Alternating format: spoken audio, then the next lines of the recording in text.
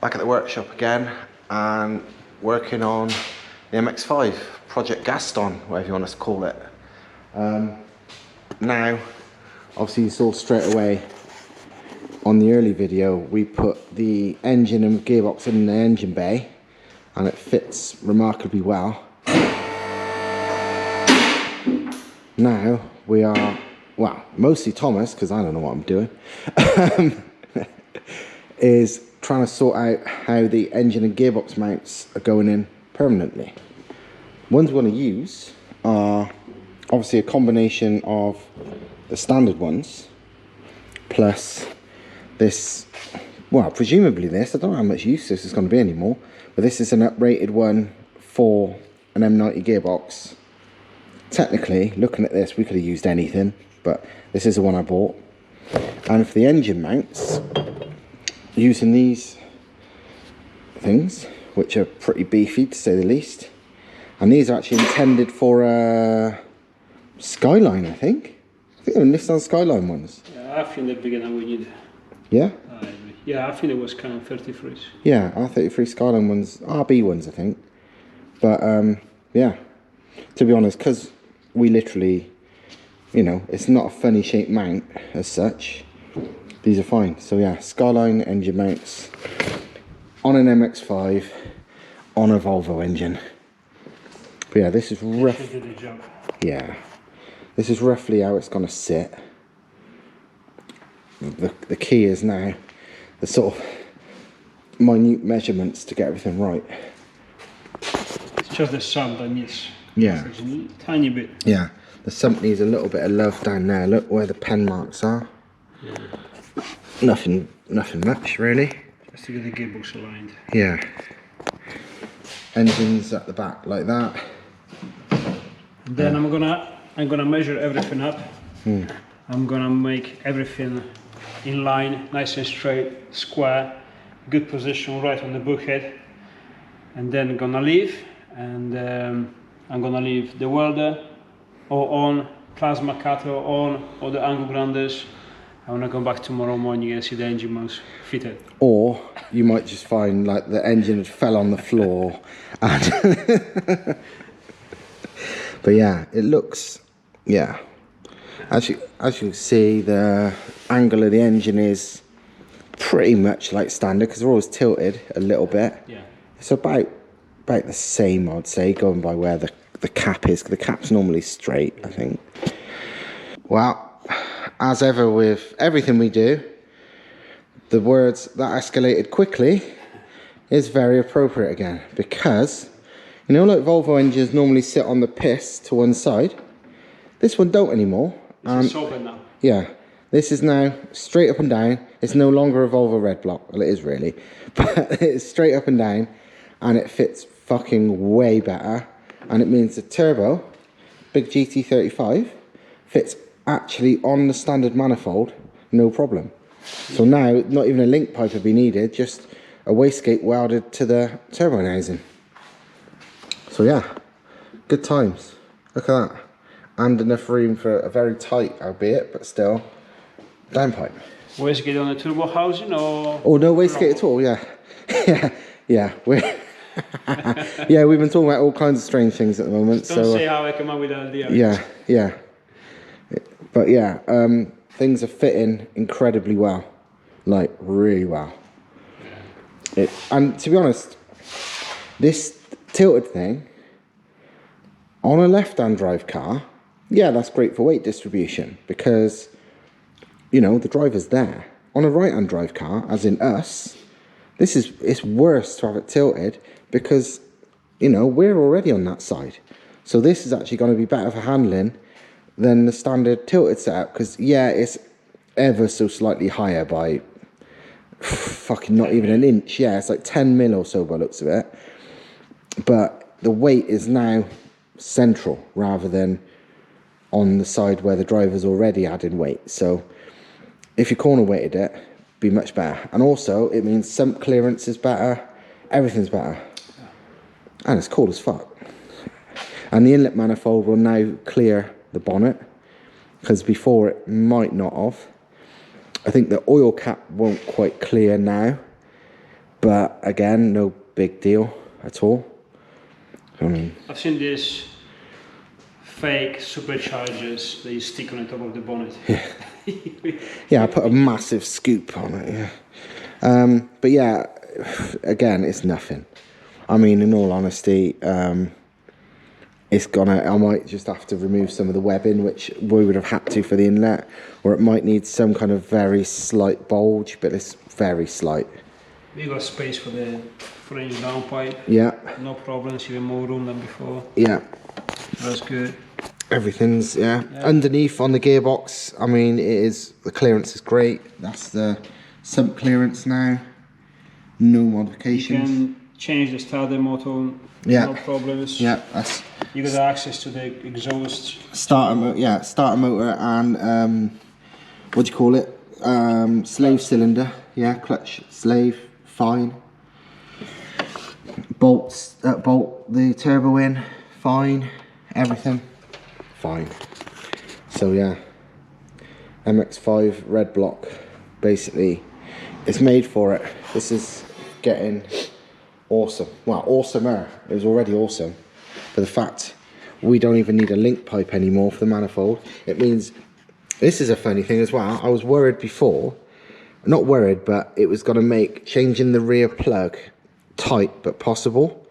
Now it's actually far easier than even on the Volvo. It used to be a bit tricky, now it's a piece of piss. So, and even if I ever did want to go crazy with some gigantic turbo, now all you need is a link pipe and you can do anything you want. Can we start again, please? Right, let's pretend this is new, because I'll admit to everybody watching this, I just did all this bit and I didn't actually press record. But anyway, look at the, this is the Volvo original engine mount, and this is obviously what we use in the Skyline one to adapt it to the MX5. And look at the fitment.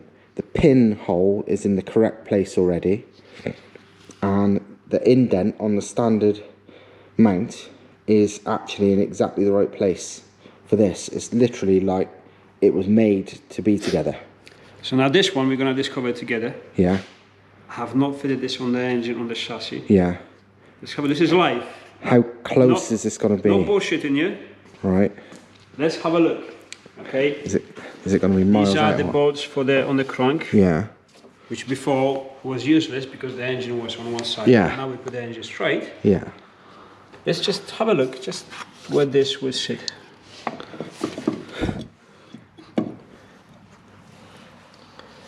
Mate, honestly, that will go. I'm not taking a piss. Take the piss. Pull it back there. It just needs, obviously, it's resting on this.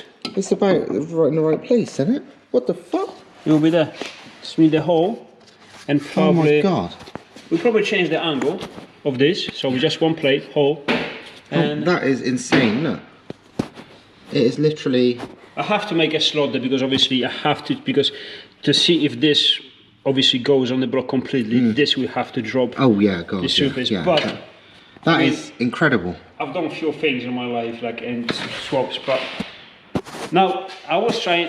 Okay, all right. I didn't supposed to say it because my missus is gonna watch it, but I'm trying to buy another MX5. And the idea was to fit that V8 in there if we're not gonna use it for something else. 351 Windsor, by the way. I said I'm gonna put this engine in a MX5 if the customer, because he probably has another one of these engines in his pickup. If everything turns out right, I might take this engine from him, stick two stupid turbos in it, and leave it in a MX5, just make it stupid. But because I just bought a Volvo engine 2.3, and I'm seeing how sweet that goes into it. I've never done an engine swap that easy as that is. Yeah. Everything just works out. This is crazy. You're going to have to start selling MX5 Volvo conversion kits now. Yeah, probably for 15 quid. That's how simple it goes into it. But yeah, it is literally, wow. It'll be almost, obviously, I'm pretty sure the angle is going to slide out. Yeah, it's going to be all a you bit have different. to do is just correct the angle of the subframe. But that's like nothing. That's incredible. Nothing.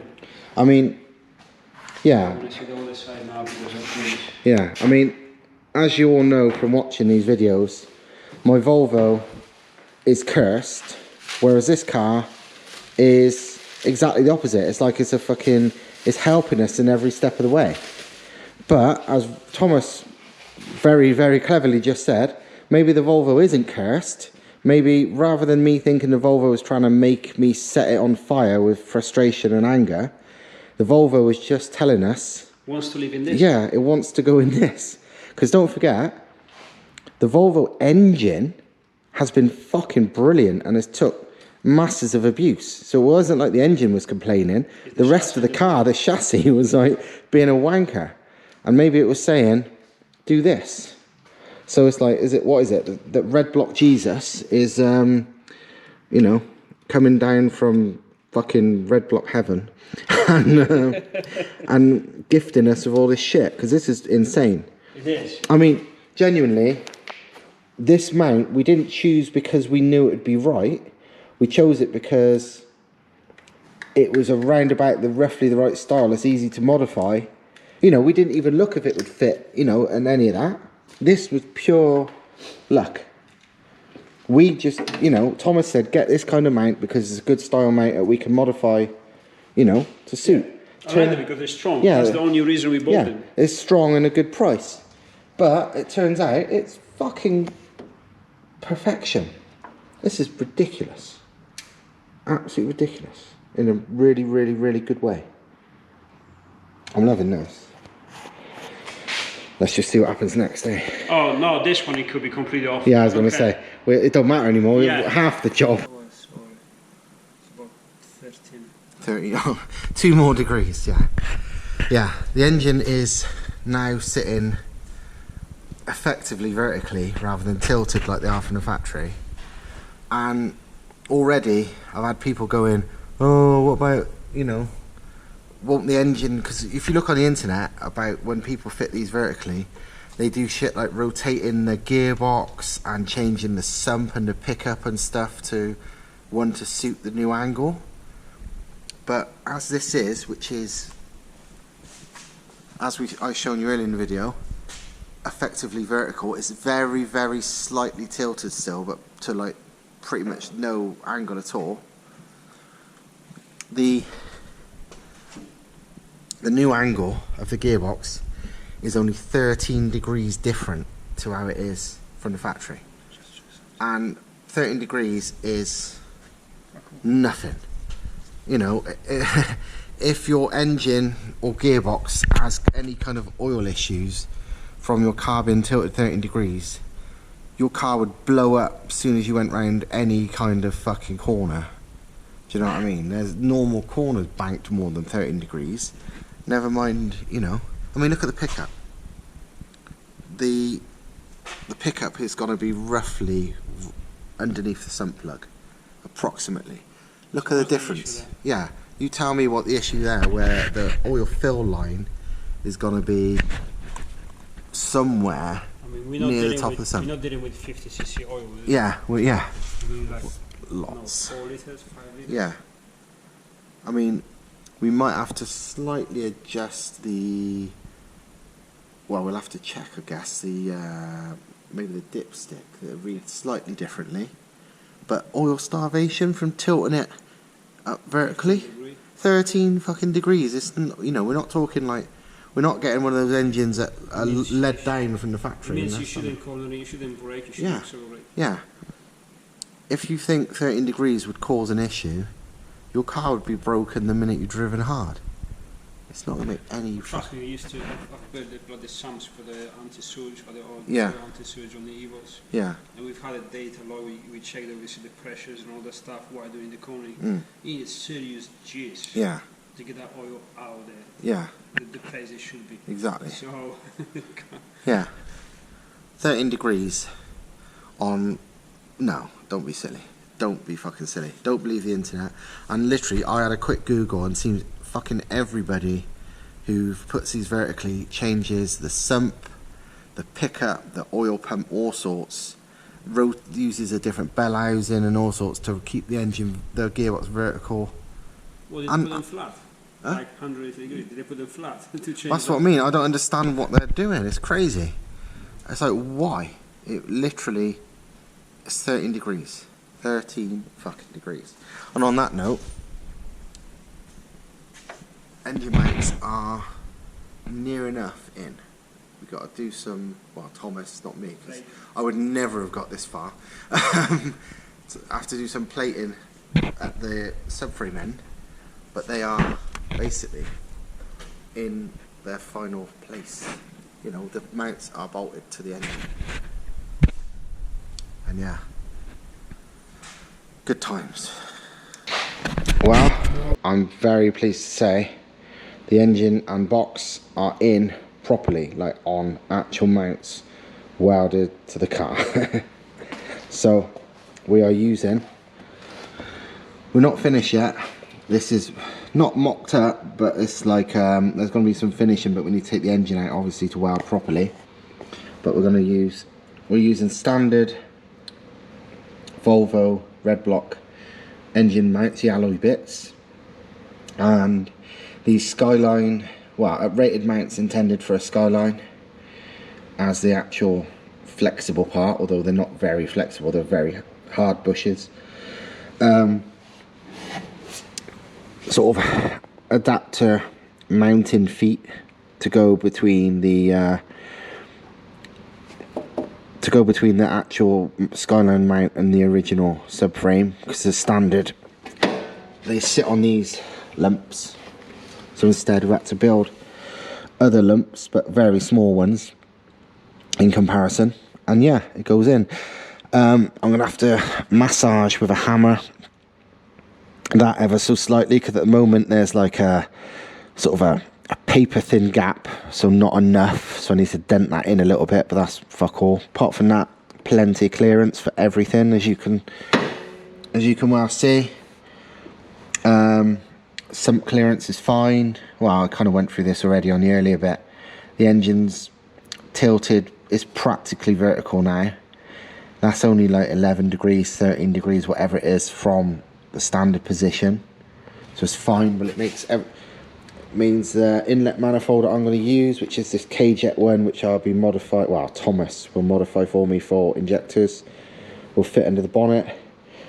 Looks like the only bit it probably won't is maybe the fuel cap will need either the bonnet, you know, the webbing removed from underneath the bonnet, or maybe a slight bulge or some modification for that, but whatever, it's nothing. That's Thomas just going home. Yeah, and on this side it means the, you know, spark plugs and all that are really easy to access now.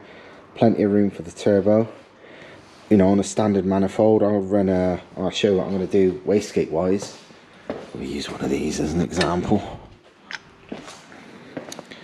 You know, it's going to be a case of running the external wastegate off the turbine housing somewhere, whether it be a link pipe or whatever, but you know, something along the lines of this kind of thing. Where the wastegate pipe will go to, I haven't decided yet. Whether it's out, maybe out the bonnet, but I not really into that. But whatever, you know, don't care. But yeah, that's fine. This is the other mount again. It's the Skyline one. You can see the little feet there. That's all going to be boxed in when it's complete, but we need to take the engine out again to do that, so it can wait. First, I'm going to get everything ready. But yeah, again, the standard alloy Volvo Redblock mounts, clears the rack fine, everything.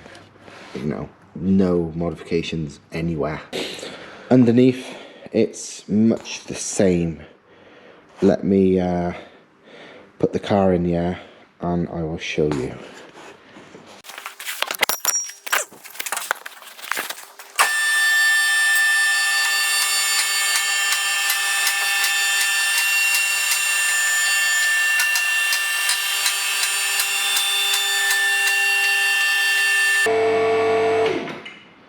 Right, we are fully up.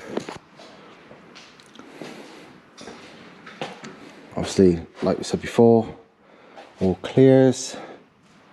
This is obviously bolted on. Obviously the bottom plate's not on this. That's why it looks like that. But yeah, this is what's been done for the gearbox mount. Again, this is going to be finished off. This is going to be, Thomas don't like it like that, so he's going to cut this and modify it so it's flush with that. But this is got both a chassis brace and a gearbox mount point now. Using an uprated Racing Moose, whatever the fuck that is, gearbox mount. M90 gearbox, again, everything clears.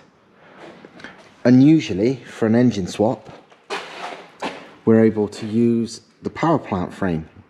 Normally on these, when people swap engines, the power plant frame usually gets binned off, and they either make a mount directly from that to the subframe, or the power plant frame gets cut in half and it's stopped there. But luckily, well, not luckily, because we've decided it this way, the power plant frame, this isn't finished. There's going to be another bit coming off here, and the power plant frame is going to be bolted there and there to the mount. So effectively it'll still be working like before. This top bit isn't going to be used. We're going to cut that off like that, and then Thomas is going to add some TIG weld, some triangulation to make it, you know, as strong as it ever was. And yeah, that's how it's going to be. It will mean, well, it's the thing, as it is, technically it will be harder to remove the gearbox without the engine. But on this car, it's so easy now to remove the engine and gearbox as one. There's no point, there's no real reason to remove the gearbox on its own. You might as well do it both at once. So that's literally no issue. So yeah, apart from that, I've been poking around, because obviously MX5s are, in this country at least, are known for being absolutely fucked with rust. And the whole reason I bought this one is because this shell is, it's not like it's rust free, but compared to most MX5 shells, bear in mind this is like an early one as well, 89 or 90. It's very good. I mean, this is often absolutely fucked, and it's fine. It's still got paint inside and outside, or you know, this is good, bang on, and that rarely is these days. You know, the sills and all this, absolutely fine. I went over this earlier with a wire wheel on a drill to, you know, see if there's any nasties hiding on all the suspicious looking bits, and it turns out there wasn't. It's got this little bit on the chassis rail, again, very easy to cut out and re-weld, so that's fine. Pretty much the same on the other side, but slightly worse, but again, fuck all. I mean, this hasn't, because this needs boxing in and everything anyway when it's all finished, so it's all going to be done at once. The rest of it's solid. This is normally the worst bit on MX5s in the UK. This fucking whole section is normally absolutely fucked, but this side is bang on. It's got, you know, this, but this is, I've wire wheeled the absolute shit out of this, and this is as bad as it gets. It's solid. You see here, look, it's took a layer off, but it's not, it's fucking solid. The other side isn't so solid. I've got this on the chassis rail, partly from running low, partly from fucking rust. Again, dead easy to fix. Again, the sills on this side, it's I've wire wheeled the hell out of them, and at worst they are surface rust, which is good. This is the only bit, and it's not unexpected on one of these, because this is where they're always fucked. And this one, look, this rear pocket is holy moly. But I mean, as you can see, it's fucking dead easy. You know, I literally will be chopping this whole bit out and just remaking it. Don't have to remake it even as original, because well, I don't care. On the outside, it's all of this, all the arches, look, fucking all good. This is, it's surface. I've wire wheeled the shit out of this, and there's no worse. This has been patched in the past, but that's it. There's a repair there in the past, which yeah, it's next to nothing, so I'm not even going to fix that. It's actually not even, you know, it's nothing. And apart from that, it's solid. It's just surface rust, so I'm going to, everything's going to be, I've made a little start just to check if there was any holes, but I'm going to be removing all the rust. I'll probably take this whole subframe off and get it powder coated, because I'm going to polybush the entire car. So everything subframe mounts a lot. So I'll probably send off the whole rear assembly, arms, you know, subframe the lot and get a powder coated, you know, shot blasted and powder coated, because it'd be probably easier and neater than just removing it and painting it myself. Although I don't know, I might do that. I don't know, I'm not decided. You know, I just want things to stay good condition. So I'm not going to leave these things like, you know, this is done well for itself for the age. It's all just surface rust, so it looks shit, but I don't want it to get bad. So I will be at bare minimum rubbing the rust down, rubbing all the surface rust off, and then like giving it a very thick coat of shit like Hammerite and whatever. But if I can get it powder coated, even better. So we'll see. And yeah, that's about it. I've been taking the wheels off, mostly because they've been on here so long. I was worried the wheel nuts had been seized on, because these are them funky wheel nuts. I will show you them.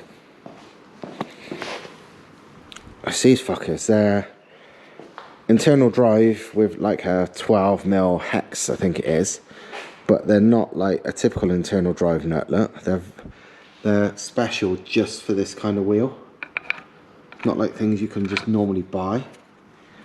So yeah, they're pretty sort of, I won't call them unique, but they're not like most stuff. So yeah, but they've all come loose now, thankfully, even though the fronts needed some serious breaker bar action, because even the snap-on gun would not break them loose. So that's all done. I'm gonna give them a clean and a bit of a lube, and then I'll put the wheels back on, and they shouldn't ever be seized on in my ownership of it.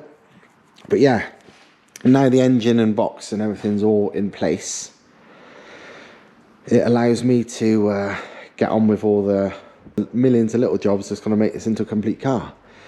Because obviously this engine's just a mock-up one, same as that gearbox is. So once it's time, once I've done everything else, then these get pulled out, the final engine and box gets put in, and that's when we finish welding the mounts and stuff, because obviously they have to come out to finish them. And fucking good times. But while it's like this, it means we can mock up all the pipe work, all the radiator, intercooler, do all the fucking hoses, everything, literally everything on the mock-up. Maybe even do the wiring loom, the lot. Probably will, thinking about it. You know, get the car all painted and looking tidy. And then, final job, swap the engine from the mock-up to the good one, start it. Good times. Yeah, hopefully need to get a prop made. Again, that's dead easy. That's the point, I'm going to need a rear half of a 1.8 MX5 prop and the front half of a Volvo M90 prop. And yeah, the combination will make a custom prop. The swanky carbon seats have now been bolted to the side mounts, and I've spent far too many hours hammering absolute shit out of the transmission tunnel to make the seats sit where I want them to. So now they sit so the door closes properly, you know, without hitting them, and they sit super low, and pedal position's perfect, and yeah, good times. And even that you can see through the window, which looks cool. Right, as you would have seen already in this video and from the earlier parts of this series, the main sort of gist of this car is done. As in the bodywork, you know, the body mods I've already got, so that's sorted. The wheels I'm perfectly happy with because they're super light and I'm not looking for some super stancy ones. This car's all about the lightness. The interior is already fine because I've got the carbon fibre Sparco buckets going in it. Well, they're in it right now. Engine and gearbox are in. Inlet and exhaust manifold, I've already, you know, it's already sorted. Turbo spec is sorted and in place. You know, the main meat of it is done. But then what's gonna take the time is all the little bits, and I'm gonna go through now the whole spec of the car, not just currently, but what it's gonna be, because I've already known in my head pretty much what this car is gonna be from the get-go. So let's start under the bonnet. It's gonna be a Volvo B200 FT, this is just a mock-up engine. It'd be the ported head, which I've already done, it's on my other Volvo. It will be this inlet manifold converted to with some fuel injectors. Thomas will do that job, so adding the injector bosses there, possibly 4 more for direct port methanol injection. I need to buy a cam. I've got in mind a couple of cams. There's one cam in particular that is the favourite for going in, but I'm kind of open to offers, open to suggestion on that. Yeah, I'm not dead set on that one cam, but it's pretty much the spec I would want. It'll have the double valve springs and uprated retainers and whatnot off my other head, off the Volvo, so that's all sorted. Bottom end, well, 2 options there. I, for a while, run it completely stock bottom end and see where the limit really is, because nobody seems to know. And like I said, people have ran the stock B230 bottom ends to like 470 brake. I'm not even after, 400 in this will be absolutely beastly. So, and in all honesty, this 2 litre bottom end should be stronger. So, and like I said, the pistons people have taken to over 650, and I'm never going to go there.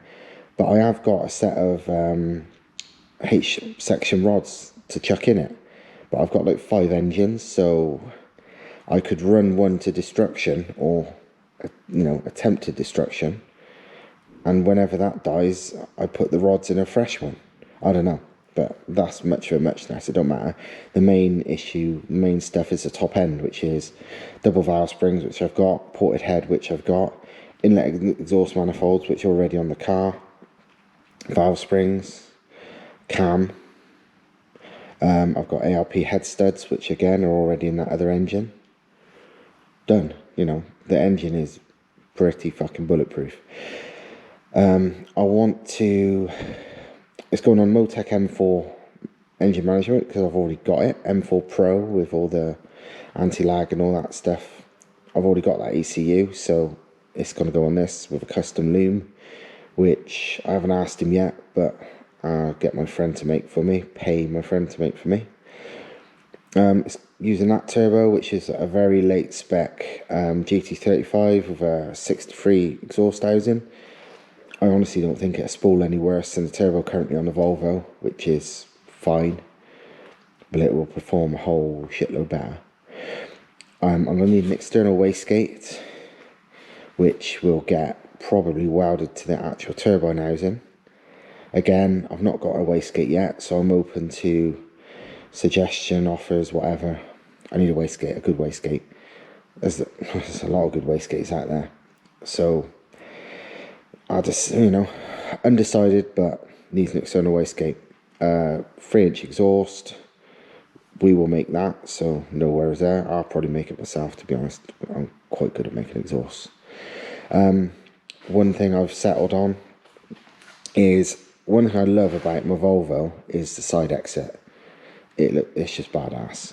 So I'm thinking this is going to have something which was on one of my favourite Escort World Rally cars back in the day, which is twin side exits, one either side.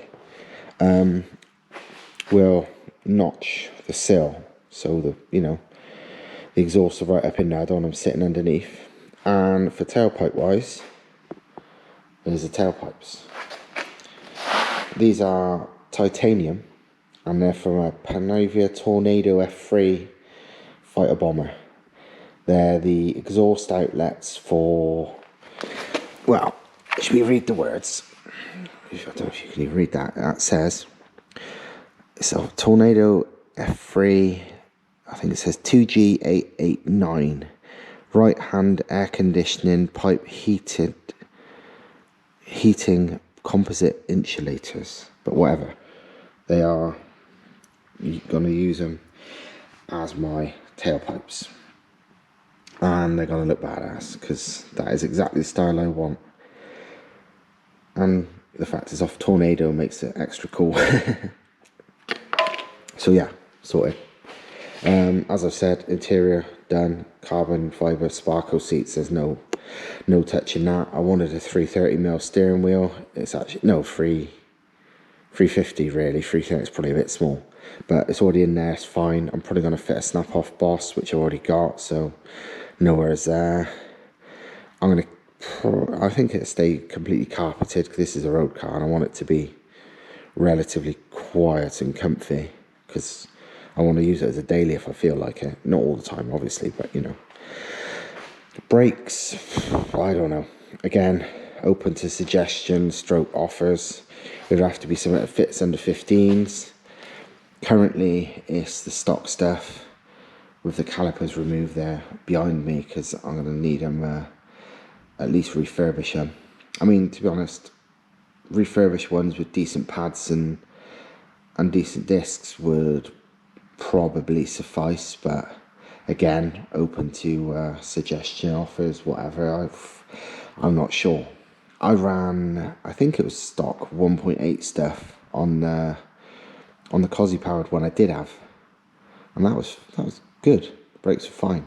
Obviously, it's not going to weigh anything, so it's not like a super big deal, but we will see.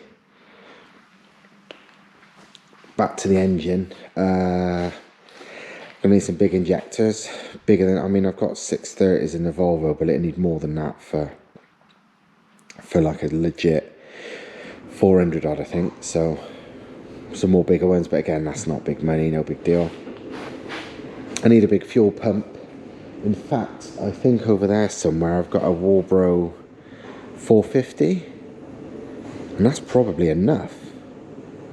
I'll have to check. It's brand new, so I might just use that. Job done. I need a different front. I need a trigger wheel for the front pulley if I'm going Motec instead of the stock management. I wouldn't mind a alloy front pulley as well to save a fair bit of weight, which you can buy an alloy front pulley that comes with a trigger wheel all at once. It's quite cheap, so I'll probably have that. It'd be running a coil pack ignition, or maybe 4 LS coils, because I can't fit the distributor there anymore, and it's going to be dizzy less with Motec M4 anyway. So that's that bit done. Obviously I need a blanking plate for the back of the head, because there's no more dizzy. Clutch wise, obviously I'm using the M90 gearbox, which is strong. It is fine, and it's a good box. It's made by Getrag. It's not a shit box. Might be Volvo, but Volvo didn't make it. It's a Getrag box. It's not going to be cheap, but I really, really want the flywheel and clutch to be as light as humanly possible. So I'm probably going to go for like a 7¼ inch race clutch job, and the flywheel to match, because those kind of flywheels weigh like 3 kilos, rather than even a lightweight flywheel for one of these. It uses a standard style clutch, still weighs like 6.5 kilos or something, which in my book isn't very light. So I'd rather spend the money. I want this to be as revvy and as fun as possible, so I'm probably going to go for one of those 3.5 kilograms super light flywheels and a 7.25 inch race clutch. I know that ain't going to be cheap, but that's one thing I think is going to be worth the money for me. Like I said, the bodywork I already know. I've got the hard top, I've got the ducktail spoiler and the other little spoiler, I've got the front splitter. I'm going to vent the bonnet. I mean, like I said, I had the Cosy ones, so I know what I'm doing already. It's not exactly my first rodeo with powerful ones of these, so I know what I need to do, so it's easy enough. Rear diff is the 1.8, and it's already got that, so that's fine. And a welded one that's got that, so it's fine. I was thinking about having a full cage, but I think I'm not going to bother for now. I'm going to have a rear, but I do need a roll bar at the very least. Again, I'm open to suggestions stroke offers. I know as TR Lane seem to do the most popular, common, good ones. I don't want some crappy style bar. It has to be a proper roll bar to stop me dying if I ever pull it on its roof. And yeah, you see the back of the seats, look. Carbon, Sparko, fucking mega money seats. I didn't pay mega money, but they are mega money. But yeah, I need that roll bar. TR Lane, I don't know if there's anyone else. I'm sure one of you lot can tell me. I need to remove the rest of this fucking vinyl, but again, easy enough. Everything on the back is as it's going to be, apart from the shit paint is going to be replaced with decent paint. And finally, because we've done everything else, the only other thing is suspension.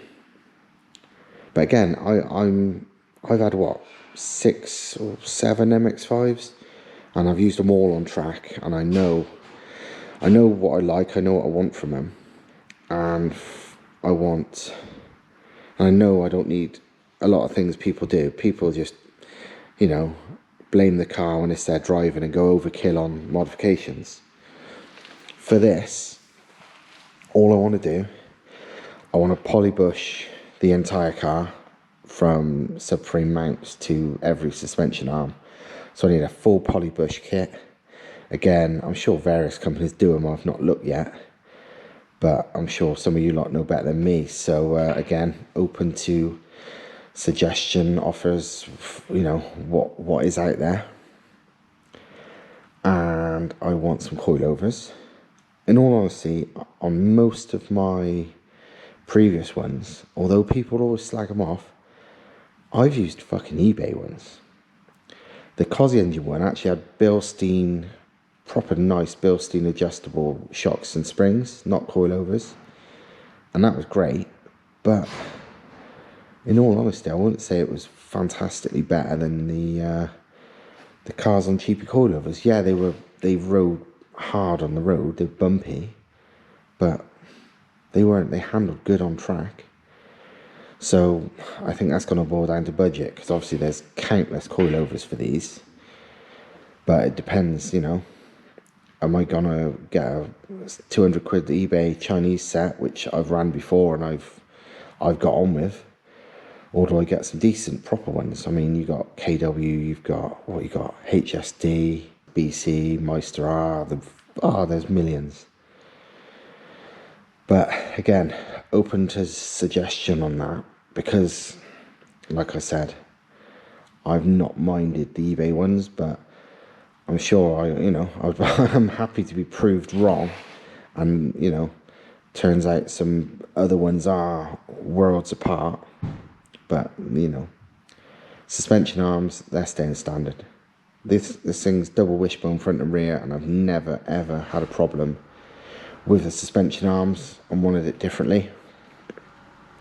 The front hubs, I'm going to change for some likely ones off my friend Kev. who is a bloody brilliant fabricator, and he made the hubs for a previous MX5 I had, and honestly, it was a Cosy engine one, actually. And no joke, they were I know it had a Cosy engine and this, that, the other, but the hubs were probably the single best modification on that car. It just transformed it. They give a hell of a lot more lock, which is good on these, because these have got no lock, which when doing skids is a bit iffy. Although I've ran these standard lock on, you know, drift cars loads, but I'd rather have more. But then just that, his knuckles made the steering super fucking responsive and amazing. Oh, it's just unreal. It made the car just so much fun. So I've got my heart set on another set of them off him. Anti-roll bars, I don't know. Is uprated ones better? You know, I do like generally stiffer roll bars, but I don't recall ever using them on an MX5, so I can't really say that's on my list, because never used them in the past. You know, on other cars, I tend to go by the thing of I'd rather stiffer anti-roll bars and softer suspension. It seems to handle better for me like that. You know, softer, you know, springs. But again, that is one thing I don't recall having any experience of on these. I'll have to look into if a swirl pot to prevent fuel surge is worth it on one of these. Again, I've only had one powerful one of these, Cosy engine one, and it didn't have one there and it never had an issue. But I've ran swirl pots on a lot of other cars because it was needed. So I need to look into people's experiences on that one. But it can be boot mounted and it's simple and cheap and all that. So I'm not worried about that if I do have to do that. And apart from that, that's it. It's the biggest job's done. Do you know what I mean? It's like the seats, which can be a real pain, are in, and they're like megabuck seats. But they're fine. They will go in. We've not made the mounts for them yet, but physically, they will go where I want them to be. I've spent ages now hammering things to make them fit. But most importantly, the engine and gearbox are in place, and everything fits fine. Absolutely everything. You know, even the front anti-roll bar, you know, just the lot is in. So the rest of it, yes, I do have to buy quite a lot of things. Yes, I do have to spend a fair bit of money. That's a point. Another thing I'll mention, intercooler. I've got loads of them up there, so I don't have to buy one of them. I'd like one relatively light because it's going to be at the front, and I'm trying to, you know, this is all about handling this thing. So I've got a 4-inch thick tube and fin one, and tube and fin's not as efficient at cooling as bar and plate, but it's way lighter, and I think the intercooler is plenty big enough anyway. Plus I'm likely to be running methanol injection as well, because I do like methanol, so I'm sure it'll cope just fine. For a radiator, I think I'll just get a rated alloy version of the standard MX5 one, because we're not protruding into the area where the standard radiator would normally go, so I've got no issues there. I run a big electric fan or two, like good ones though, like again they're quite expensive, but like a proper decent spow fans or whatever. Again, I'm open to suggestion if anyone's got any better ideas, but I don't really want to run a viscous because they just take up a lot of room. You know, and my 940's not got a viscous fan, and you know that's got electric from the factory. It's only earlier ones that had a viscous, and it's lovely like that. Power steering, I'm sure I could just as well use the standard Volvo power steering pump. In some respects, I wouldn't mind a electric power steering pump, so I don't have to. So I've got even less accessories running off the engine. But I'll have to do some research. I don't know which ones, if any, cope fine with drifting, because I know a lot of them, they're fine on road use, even fine on normal track use, but the amount of steering that goes on with drifting, they just can't cope after a while and just start acting up. I don't know if that's all of them or if there's certain ones, but I need to look into that. But in all honesty, it's no big deal. I could run the standard BMW power steering pump. It fits down at the bottom there. It doesn't take up a lot of room. You know, it's not a big deal, in all honesty. We'll see. I need to run an oil cooler, but again, I've already got a sandwich plate that the oil cooler can come off from the oil filter, so that's not a big deal. And I've actually also got an oil cooler. Again, it's actually off it's brand new. It's off it's RAF surplus off a Tornado, and it's not actually very big. It's very compact, so it should fit down in the bumper real nice. So I'll likely use that. So that's 2 lots of Tornado bits. We've decided against it for now, but this car, the way me and Thomas was talking, this car would have had at least 2 more Tornado bits on it if we'd have had it our way earlier. But then at the end, it's amazing, and it might be something we do in the future. It's engine related, by the way. But for now, it's going to be a case of keep it simple. So it's not going to be any of that crap. It's purely going to be plain old, like this is plain, but just conventional turbocharged for now. So those Tornado bits, which I'm not even going to talk about what we were doing, because you lot will be like, yeah, do it. But I want to keep the car as simple and reliable and functional as I can. So no, I'm not going to do that yet. But it's something for the future potentially, because it will work. So yeah, I know this is a big sort of ramble-a-thon, but I want to explain the plan, because, you know, I'm sure a lot of you lot have opinions, ideas, experiences that I haven't. I mean, don't get me wrong, I might not take any notice of them. Well, I will read them and listen to them. Don't mean I take them as gospel, because they might not be gospel. But like I've already said, I don't know everything about these. I've had a lot of them, but I haven't tried everything. So well, you know as well as I do if you watch my videos, I'm not somebody who bolts stuff on for the sake of it. I bolt stuff on when I feel I need it. But for some of these things, like I've already said, there's a few options that I will be fine with all of them. So if anyone's got any ideas of the best bet, then, you know, job done. And some of the things, like the anti-roll bars, for example, I genuinely, and potentially the coilovers, I genuinely don't know. I don't know what my best bet would be. So if anyone wants to pipe up, then feel free. Same as the brakes, to be honest. You know, don't get me wrong, it would be cool to have a set of like badass 2-piece discs and 4-pot or 6-pot calipers. But in all honesty, I don't really need that. A set of good discs and pads would do. But if anyone's got any, even any decent pad suggestions, I mean, I've used like DS2500s and stuff on loads of cars, and they work great, and I'm sure they'll be fine on this. But again, whatever. I don't know what I'm doing with tyres yet. I mean, on the Cosy engine one, I used to run Tarmac Rally semi-slicks. On previous other ones, because it wasn't powerful ones, I ran anything. On this, I don't know. I'm not going to run big tyres. I mean, the Cosy engine one, I ran 225s all round. This, honestly, I'm happy with, well, I think at the moment, these are only like 195s on them, but even these 195s would be plenty if they're good tyres.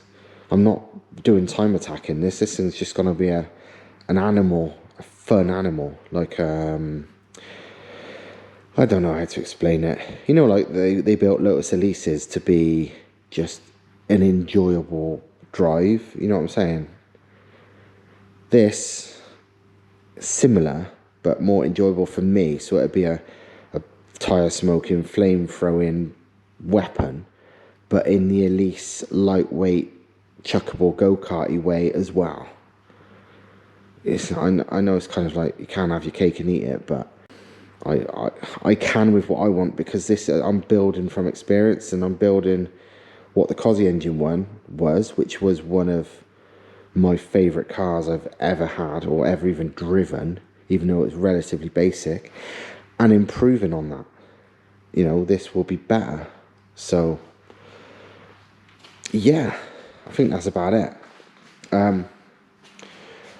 I think everything I've talked about is more than enough for one video. I don't know how long this video is going to be. Hopefully not too long, but hopefully you like it anyway, because I better pack up and bugger off home because it's relatively late. I'm going to come back in a day or two and fit new engine mounts to the Merc because they're shagged and I've still not done anything with them. The car's kind of just sat outside the workshop for the last few days. I'm waiting for the V5 to turn up so I can use it on the road, because I can't find the original. But anyway, that's enough from me, and that's enough from the slightly ropey looking but not for long Project Gaston. And yeah, look forward to more, because I just can't wait to get this thing going. That's another reason I want to keep it relatively simple, because, well, the sooner I get it done, the sooner I can use it. And this thing's going to be ridiculous.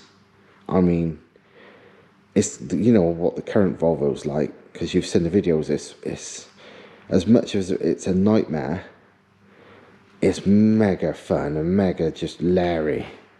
This thing is going to be all the fun and the leeriness times 2 at least, but it's not going to be the reliability nightmare of that thing, because, well, it's not cursed. This thing seems the opposite. The Volvo is just cursed and everything goes wrong. With this car, it just feels like everything just goes right. It's been a fucking dream so far with everything we've done. So anyway, I'm going. See you next time. Remember, like, subscribe, share, all this crap. It'd be great for this channel to take off, but that's down to you lot. So yeah, keep pushing. See you later.